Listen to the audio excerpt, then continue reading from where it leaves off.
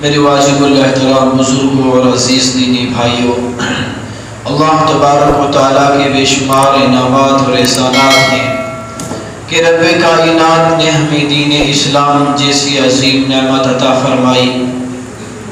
مزید کرم یہ فرمایا، اللہ نے اپنے حبیب جناب محمد رسول اللہ صلی اللہ علیہ وسلم کی امت میں پیدا فرمایا۔ اسلامی مہینوں کے اعتبار سے یہ 8ویں نمبر کا مہینہ ہے جس کا نام شعبان المعظم ہے۔ نبی کریم علیہ السلام نے رجب اور شعبان دونوں کو رمضان المبارک کا پیش خیمہ ارشاد فرمایا۔ چنانچہ روایات آپ نے سنی ہوگی، اللہ کے رسول علیہ السلام جب شعبان کا چاند دیکھتے اور جب رجب کا چاند، شعبان کا نہیں، اس سے پہلا جو مہینہ گزرا رجب کا، جب رجب کا چاند نظر آتا تو نبی پاک علیہ السلام دعا فرماتے تھے، اللہم بارک لنا فی رجب و شعبان وبلغنا رمضان، اے اللہ رجب اور شعبان میں ہمیں برکتیں عطا فرما اور ہمیں رمضان تک پہنچا۔ تو یہ دونوں مہینے ہی جو رمضان المبارک کی اہمیت کی خاطر، آپ اندازہ لگائیے رمضان کی اہمیت کا، کہ ہمارے رمضان کا ایک سیکنڈ بھی غفلت سے نہ گزر جائے۔ نبی پاک علیہ السلام 2 مہینے پہلے تیاری کر رہے تھے۔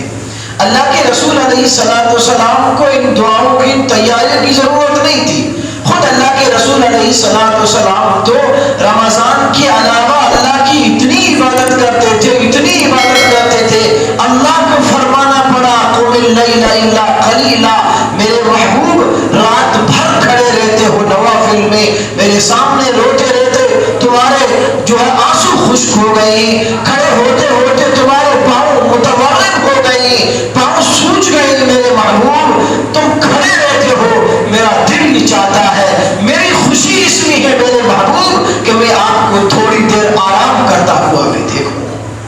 اللہ کے رسول تو اتنی عبادت کرتے ہیں اللہ کی، اللہ کو کہنا پڑا میرے محبوب تھوڑی دیر آرام کر لیا کریں۔ یہ سب کس کے لیے ہو رہا ہے؟ یہ ہمارے اور آپ کے لیے ہو رہا ہے۔ اللہ کے رسول علیہ السلام ہمارے لیے کر کے گئے کہ آنے والی امت کو رمضان کی اہمیت سمجھانی تھی کہ رمضان کا 1 منٹ بھی اگر غفلت سے گزر گیا تو یہ ہمارے لیے نقصان کی بات ہو سکتی۔ تو یہ شعبان کا مہینہ بھی جو کہ رمضان سے پہلے کا مہینہ ہے۔ شعبان یہ عربی کا لفظ ہے، یہ شعب سے نکلا ہے، اس کے معنی آتے ہیں پھیلنے کے۔ شعبان کو شعبان کیوں کہا جاتا ہے؟ علماء کرام نے لکھا ہے کہ شعبان کے معنی چونکہ پھیلنے کے آتے ہیں اور یہ رمضان سے پہلے کا مہینہ ہے، گویا اللہ تبارک و تعالیٰ اس مہینے میں رمضان المبارک کی تیاری کے لیے اللہ زمین میں بھلائیاں پھیلا دیتے ہیں، اس لیے اس کو شعبان کہا جاتا ہے۔ اور شعبان کے 5 لفظ ہیں، 5 الفاظ ہیں، شین، عین، با، الف اور نون۔ اس کے بھی علماء کرام نے بڑی جو ہے بہترین معنی نکالی۔ فرمایا کہ شعبان سے شرافت مراد ہے اور عین سے علو مرتبت مراد ہے اور با سے بر مراد ہے جس کے معنی آتے ہیں نیکی کی، اور الف سے الفت اور نون سے نور ہدایت۔ شعبان کے 5 الفاظ ہیں اور ان کے معنی یہ۔ اب علماء کرام نے لکھا ہے کہ اگر کوئی انسان اس شعبان کو اچھے سے گزار دیتا ہے، نبی کریم علیہ السلام کے طریقے پر گزار دیتا ہے کہ اللہ کے رسول علیہ السلام نے اس مہینے میں کیا اعمال کیے اور اس مہینے کو شریعت کے مطابق گزار دیتا ہے، اللہ تعالیٰ اس کو 5 انعام عطا فرماتے ہیں۔ سب سے پہلے اللہ تبارک و تعالیٰ اس کو شرافت عطا فرماتے ہیں، عزت عطا فرماتے ہیں۔ دوسرے نمبر پر اس کو علو مرتبت، اللہ اس کو عالی مقام عطا فرماتے ہیں، جو اس مہینے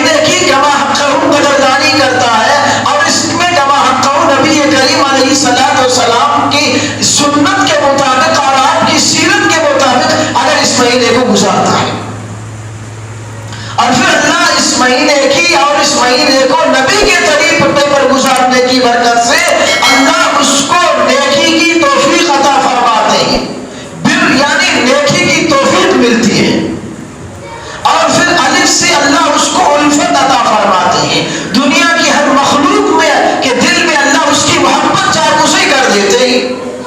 ظاہر سی بات ہے جب اللہ تعالیٰ کسی بندے سے محبت فرماتے ہیں، جیسا کہ حدیث میں آتا ہے نبی پاک علیہ السلام نے ارشاد فرمایا کہ جب اللہ تعالیٰ کسی بندے کو اپنا محبوب بناتے ہیں، کسی کو اپنی محبت میں اللہ تعالیٰ جب اپنا محبوب کسی بندے کو بناتے ہیں تو اللہ تعالیٰ اس کو دین اسلام پر عمل کی توفیق دیتے ہیں، اور عبادات کی وجہ سے، شریعت کے احکام پر عمل کرنے کی وجہ سے وہ اللہ کا محبوب بنتا ہے۔ جب اللہ کا محبوب بنتا ہے تو اللہ جبریل کو بلاتے ہیں، جبریل میں فلاں بندے سے محبت کرتا ہوں، تم بھی اس سے محبت کرو، اور پھر جبریل کے ذریعے سے آسمانوں میں آواز لگائی جاتی ہے کہ زمین میں رہنے والے فلاں بندہ اللہ کا محبوب بن گیا ہے، اللہ نے اس کو اپنا محبوب بنا لیا ہے، لہذا تم بھی اس سے محبت کرو۔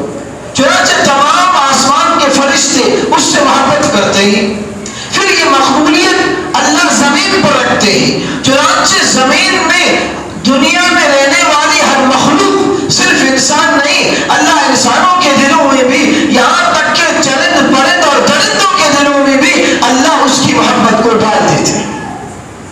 تو یہ الف سے اس کو الفت نصیب ہوگی، اور پھر آخر میں ان تمام اعمال کی وجہ سے اللہ تعالیٰ اس کو ہدایت کا نور عطا فرمائے گی۔ نور ہدایت، نور سے نور ہدایت ہے، تو اللہ اس کو ہدایت کا نور عطا فرمائیں گے۔ جس شخص کو ہدایت کا نور مل جائے گا اس کو دنیا اور آخرت کی ساری بھلائیاں مل جائیں گی۔ تو یہ شعبان کے معنی ہے۔ اچھا، ہمارے اور آپ کے لیے کیا اعمال ہیں، ہمیں کیا کرنا ہے اس مہینے میں؟ یہ رمضان کا مقدمہ ہے، تو اس کی ہمیں تیاری کیسے کرنی ہے؟ نبی کریم علیہ السلام نے ایک حدیث میں ارشاد فرمایا کہ شعبان رجب اور رمضان کے درمیان کا مہینہ ہے، لوگ اس کی فضیلت سے ناواقف ہیں، غفلت میں لوگ۔ یہ وہ مہینہ ہے جس مہینے میں اللہ تعالیٰ پورے سال کے نظام کو چلاتے ہیں، اللہ ساری کائنات کے نظام کو چلاتے ہیں، جو مختلف فرشتوں کو ڈیوٹی دے رکھی ہے۔ تو سال کے اس مہینے میں 15 شعبان کو اللہ تعالیٰ سال بھر کی روزی لکھتے ہیں انسانوں کی، اس سال میں کس کو اس دنیا میں پیدا ہونا ہے اور کس کی موت آنی ہے وہ بھی اس مہینے میں لکھی جاتی ہے، اور انسانوں کے اعمال آسمانوں پر رب العالمین کے سامنے پیش کیے جاتے ہیں۔ چنانچہ نبی کریم علیہ السلام سے اس مہینے میں سب سے زیادہ روزے رکھنا ثابت ہے۔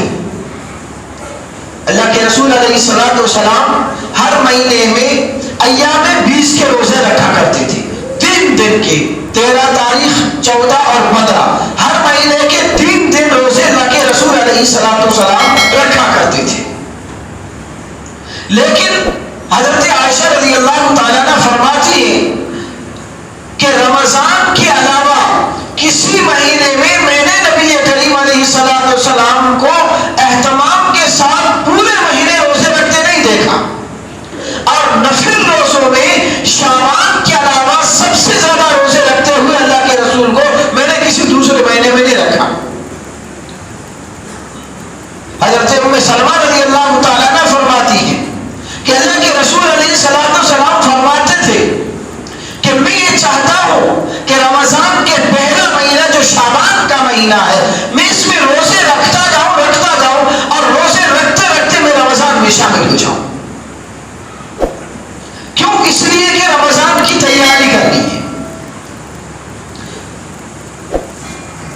رمضان اللہ کا مہینہ ہے، وہ ہمارے لیے ایک مہمان کی حیثیت سے آ رہا ہے، لہذا مہمان آنے سے پہلے تیاری کی جاتی ہے، بعد میں نہیں کی جاتی ہے۔ تو اللہ کے رسول علیہ السلام کبھی رمضان کی تیاری اس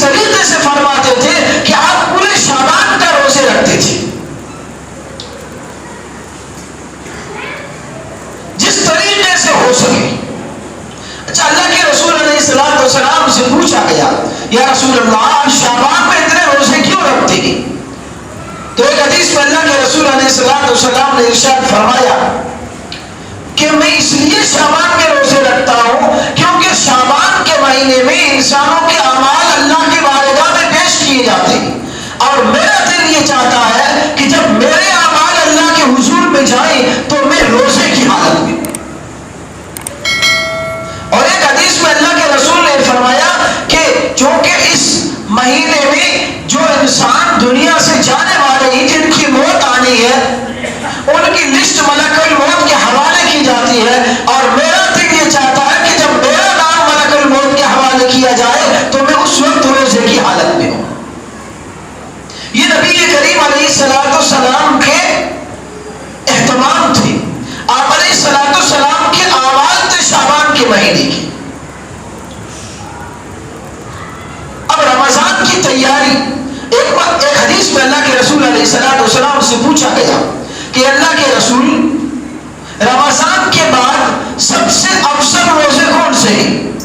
اللہ کے رسول علیہ السلام نے ارشاد فرمایا کہ شعبان کے مہینے کے روزے رمضان کے بعد سب سے افضل ہیں، اس لیے کہ یہ رمضان کی آمد اور رمضان کے استقبال کے لیے رکھے جا رہے ہیں، رمضان کی وقات بڑھانے کے لیے رکھے جا رہے ہیں، اس لیے شعبان کے مہینے کے روزے سب سے افضل ہیں. دوسری حدیث میں اللہ کے رسول نے 10 محرم الحرام کے روزے، اسی طریقے سے روزے الحجہ کے روزے کی بھی فضیلت ارشاد فرمائی. اس لیے روزے رکھے جائے تاکہ رمضان کی تیاری ہو سکے. رمضان کی آمد ہے، یہ برکتوں والا مہینہ کہیں ہمارا غفلت میں نہ گزر جائے. یہ نبی علیہ السلام اہتمام فرماتے تھے. اچھا، آپ علیہ السلام کی ذات چونکہ رحمت للعالمین ہے، آپ علیہ السلام خود تو اتنے روزے رکھ رہے ہیں، لیکن جہاں امت کی کمزوری کی مسئلہ آیا، جہاں چونکہ اگر اتنے روزے رکھے گا شعبان کے بھی پھر رمضان کے بھی تو ہر کس و ناقص تو نہیں رکھ سکتا، کمزور بھی ہوں گے، بیمار بھی ہوں گے، بوڑھے بھی ہوں گے. تو اللہ کے رسول علیہ السلام نے ایک حدیث میں فرمایا کہ نصف شعبان کے بعد روزے مت رکھو. شعبان کے آدھا گزر جائے اس کے بعد جو رمضان کے پہلے کے 15 دن ہیں اس میں اللہ کے رسول نے روزے رکھنے سے منع فرمایا. علماء کرام نے لکھا ہے کہ یہ ان لوگوں کے لیے ہے جو بیمار ہیں یا کمزور ہیں یا جن کو ڈر ہے کہ روزہ رکھنے کی وجہ سے کمزوری زیادہ آ جائے گی اور رمضان کے روزے کما حقہ وہ نہیں رکھ سکتا، اس کے لیے اللہ کے رسول نے یہ ارشاد فرمایا کہ رمضان سے پہلے یعنی نصف شعبان کے بعد روزے مت رکھو، بلکہ خوب کھاؤ اور پیو اور اپنے جسم میں توانائی پیدا کرو تاکہ رمضان کے روزے تم صحیح رکھ سکو. یہ اللہ کے رسول علیہ السلام کا طریقہ کار تھا. یہ شعبان میں اللہ کے رسول کے اعمال تھے. ہمیں بھی چاہیے کہ ہم بھی رمضان کے آنے سے پہلے اس کی تیاری کریں. ابھی سے ہم اپنے نظام الاوقات میں ذرا تبدیلی کریں، چینجنگ کریں، کیونکہ رمضان آنے کے بعد اگر ہم اپنا شیڈول بنانا چاہیں گے اور اپنا نظام الاوقات بنانا چاہیں گے اور اپنے کام کو سیٹ کرنا چاہیں گے تو سیٹ ہوتے ہوتے ہمیں رمضان کا پہلا عشرہ نکل جائے گا. کیونکہ نبی علیہ السلام چونکہ رمضان کی تیاری کے لیے سب کچھ کر رہے تھے اور اتنے تیار ہو جاتے تھے. اللہ کے رسول علیہ السلام جیسے ہی رمضان کا چاند نظر آتا اللہ کے رسول علیہ السلام امی عائشہ فرماتی ہے کہ کمر کس لیتے تھے اور پورا رمضان المبارک آپ بستر پر تشریف میں لاتے تھے، اتنا اہتمام کرتے تھے. تو ہمیں بھی چاہیے کہ ہم اپنے اعتبار سے، اپنی حیثیت کے اعتبار سے، اپنی استطاعت کے اعتبار سے ہم رمضان کی تیاریاں کریں. ہمارا رمضان کیسے گزرتا ہے؟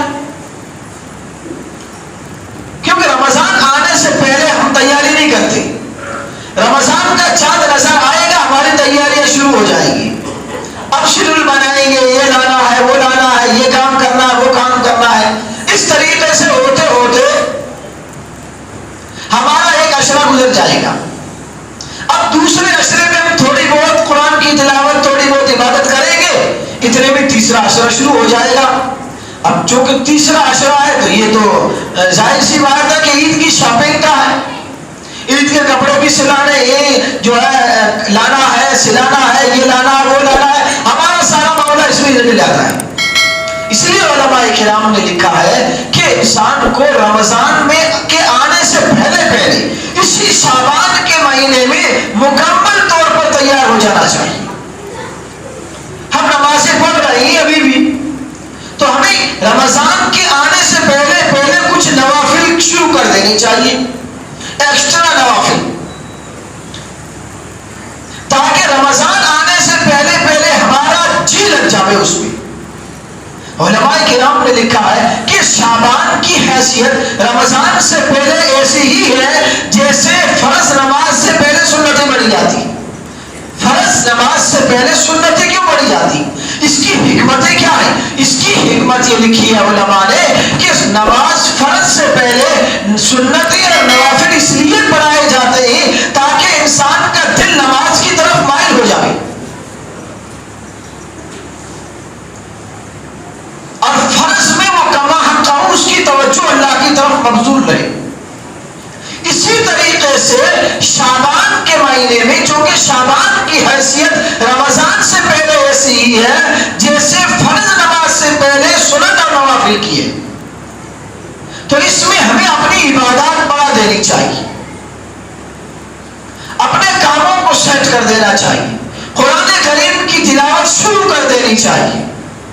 مختصر ہی صحیح رمضان آنے سے پہلے پہلے ہمارا دل عبادت کی طرف لگ جائے، کیونکہ ہمارا حال تو یہ ہے، اللہ رحم کرے ہمارے پر، ہم رمضان ہی قرآن کھولتے ہیں، بیچ میں ہم کو توفیق نہیں ملتی ہے. دوسری عبادتیں تو بہت دور کی بات ہے.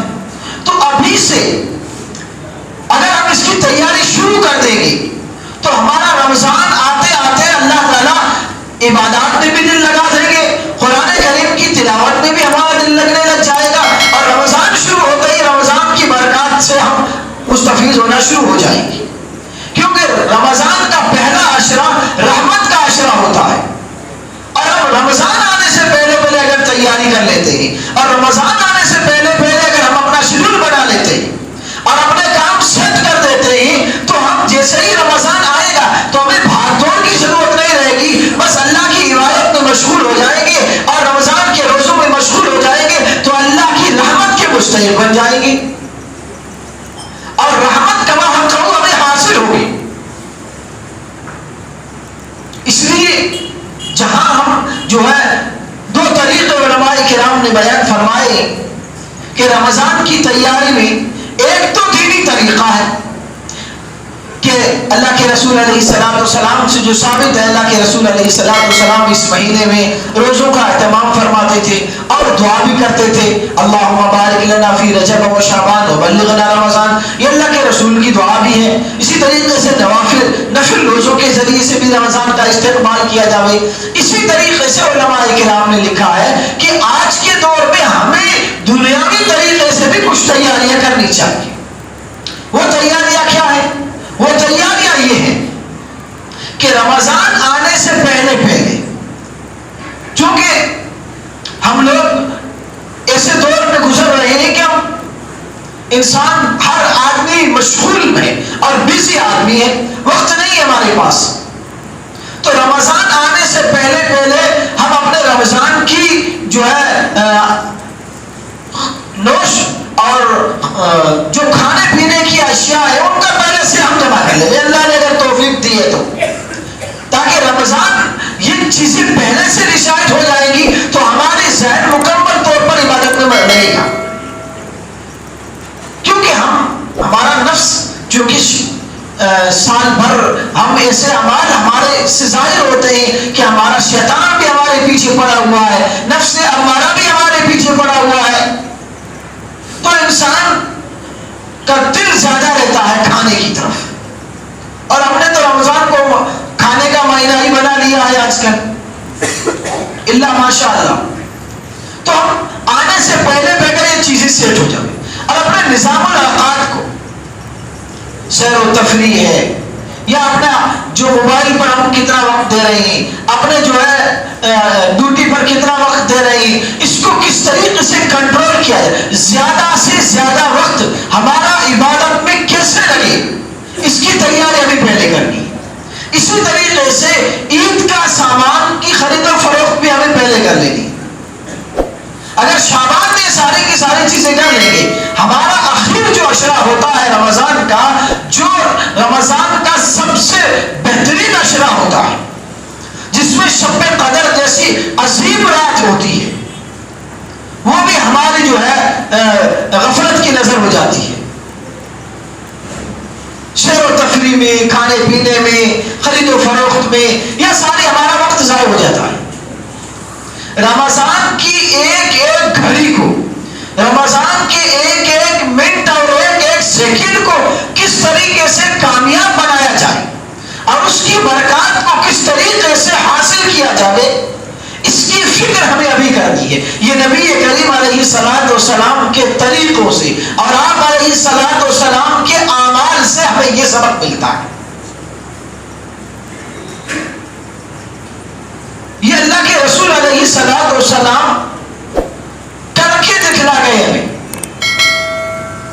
اور پھر اس مہینے کے مستقل فضائل ہیں.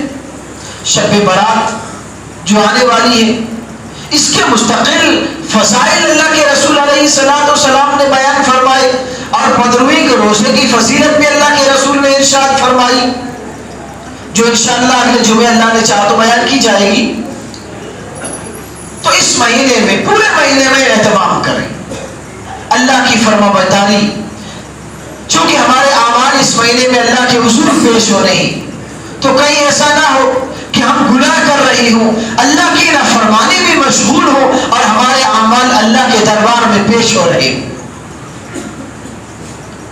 کوشش یہ کریں کہ ہمارے اعمال اللہ کے حضور اس حال میں جاوے کہ کم از کم اگر ہم عبادت نہ کر رہے ہوں تو کم سے کم گناہ میں ملوث نہ ہو.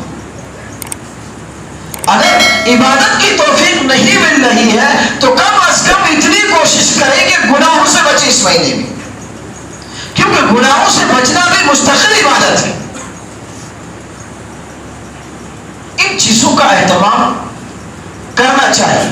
اور رمضان المبارک کا اہتمام اللہ کے رسول علیہ السلام، یہ مہینہ جس کو اللہ کے رسول نے اپنا مہینہ قرار دیا، شعبان و شہری، اللہ کے رسول نے فرمایا کہ شعبان میرا مہینہ اور رمضان و شہر اللہ، اور رمضان کس کا مہینہ ہے؟ اللہ کا مہینہ ہے. تو دونوں نسبتیں ہمارے لیے کہ اس مہینے کی نسبت آقائے نامدار جناب محمد رسول اللہ صلی اللہ علیہ وسلم نے اپنی طرف کی ہے. تو نسبت کوئی کم نسبت تو نہیں، بہت بڑی نسبت ہے. تو اب اس حوالے سے بھی اس کی قدر کرنی چاہیے، اس میں نیک اعمال کی بھرپور کوشش کرنی چاہیے اور اللہ کی نافرمانیوں سے اور گناہوں سے اپنے آپ کو بچانا چاہیے. اور رمضان جو اللہ کا مہینہ ہے وہ آ رہا ہے، اس کے آنے سے پہلے پہلے اس کے استقبال کے لیے ہمیں تیار رہنا چاہیے. آدمی کے گھر میں شادی ہوتی ہے تو شادی کی کتنے مہینے پہلے تیاری شروع کر دیتا ہے کہ گھر میں شادی آ رہی ہے، خوشی ہو رہی ہے، لہذا اس کی تیاریاں پہلے سے کی جاتی ہیں. گھر میں کسی بڑے مہمان کی آمد ہے تو اس کی تیاریاں پہلے کی جاتی ہے، مہمان آنے کے بعد بھی نہیں کی جاتی ہے کہ مہمان آئیں گے اس کے بعد ہم اس کے لیے جو ہے پلنگ بچھائیں گے یا گدا لگائیں گے یا جو ہے ناشتے پانی کا انتظام کریں گے. نہیں، ابھی وہ بہت دور آتے ہوں گے، اس سے پہلے ہم ان کے لیے بستر بھی بچھا دیتے ہیں، بہترین ناشتے کا بھی انتظام کر دیتے ہیں، ان کا استقبال بھی بہترین انداز میں ہم کرنے کے لیے تیار ہو جاتے ہیں. تو اسی طریقے سے ہمیں رمضان کی اہمیت کو سمجھتے ہوئے ہمیں رمضان آنے سے پہلے پہلے اس مہینے میں گناہ چھوڑ کر کے کہ رمضان آ رہا ہے، اللہ کا مہینہ ہے، مقدس مہینہ ہے، بابرکت مہینہ ہے اور نیکیوں کا سیزن آ رہا ہے، میں اس کی استقبال کے لیے تیار ہو جاؤں. لہٰذا میں گناہ چھوڑ دیتا ہوں، میں اپنی عبادتیں بڑھا دیتا ہوں، قرآن کی تلاوت بڑھا دیتا ہوں، صدقات بڑھا دیتا ہوں، اپنی زکات دینا شروع کر دیتا ہوں. اور جو ہے صدقات سے یہ نبی حضرت انس رضی اللہ تعالیٰ عنہ فرماتے ہیں کہ جب شعبان کا مہینہ آتا، جب شعبان کا مہینہ آتا تو اللہ کے رسول علیہ السلام کے صحابہ کرام کی عادت تھی کہ شعبان کا مہینہ آتے ہی تو تاجر حضرات اپنے زکات مال کا حساب شروع کر دیتے تھے، اور بہت سارے صحابہ وہ تھے جو اپنی زکات دینا بھی شروع کر دیتے تھے تاکہ رمضان آنے سے پہلے اس کی مکمل طور پر کیا ہو جائے، تیاری ہو جائے۔ اس لیے ان ساری چیزوں کا اہتمام ہمیں کرنا چاہیے۔ آگے رمضان جو ہے شب برات آ رہی ہے، بڑی برکت والی رات ہے، اور جو ہے اس میں اللہ کی بے شمار انعامات احسانات ہیں، کہیں یہ بھی ہماری غفلت میں نہ گزر جائے۔ ہماری سال بھر کی روزی لکھی جائے گی، اور جو ہے اسی طریقے سے جانے والوں کے نام، آنے والوں کے نام، اس طریقے سے مختلف قسم کی جو ہے ڈیوٹیاں جو ہمارے متعلق ہوتی ہے اللہ فرشتوں کے حوالے کرتے ہیں۔ تو اس رات میں بھی خوب مانگنا چاہیے اللہ سے۔ اور کچھ ایسے بدبخت لوگ بھی ہیں جن کی اس رات میں بھی اللہ کی یہاں مغفرت نہیں ہوتی ہے۔ اللہ کے رسول نے فرمایا کہ سب کی مغفرت ہو جاتی ہے، 6 قسم کے لوگوں کی مغفرت نہیں ہوتی ہے، وہ بڑے بد نصیب اور جو ہے خسارے والے لوگ ہیں جن کی اس رات میں بھی مغفرت نہیں ہوتی ہے، جس میں اللہ کے رسول علیہ السلام نے فرمایا کہ اللہ مغفرت عامہ کا اعلان کرتے ہیں، جس کی تفصیل انشاءاللہ اگلے جمعے میں اللہ تعالیٰ ہمیں عمل کی توفیق عطا فرمائے۔